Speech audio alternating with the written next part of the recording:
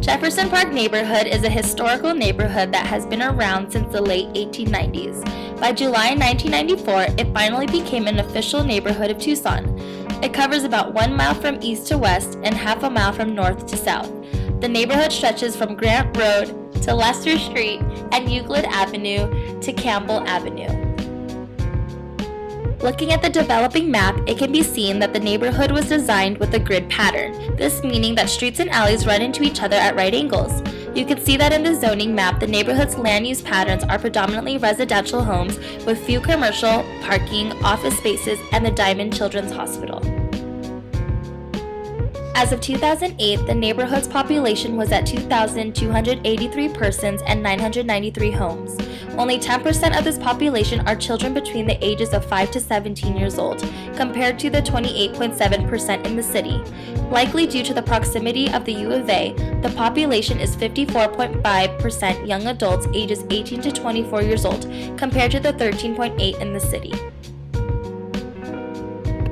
With Jefferson Park preserving the historical look of the neighborhood, most of the older homes include the eye, in which we learned in class is beneficial for watching children playing outside. Numerous homes have windows that face to the front, but the low foot traffic makes the eye an unnecessary concept. Touring the neighborhood, one would notice the fewer newer homes that have secluded 7-foot walls that hide the house from the public. But the uniqueness of the neighborhood is the towering 2-story houses that stick out like a sore thumb, as they are painted yellow with numerous expensive cars parked outside. These 2-story homes are referred to as the mini dorms by neighborhood residents, as they are occupied by 3 or more college students. Most homes in the neighborhood have 2-car driveways, but the noticeable difference is the mini dorms' 4-car garages. When it comes to yard landscaping, there's nothing status quo, as the elderly houses are surrounded by rocks and dry brushes, with hardly any green in sight. Some front yards are used as petition space, with small signs that read "Save Jefferson Park," referring to the takeover of the so-called mini dorms. At times, Jefferson Park can become a ghost town throughout the week, as residents are at work or attending school. The scattered sidewalks throughout the neighborhood have become nothing more than parking spaces, due to the low outdoor activities. This community includes a school previously named Jefferson Park Elementary School, which is currently named International School of Tucson.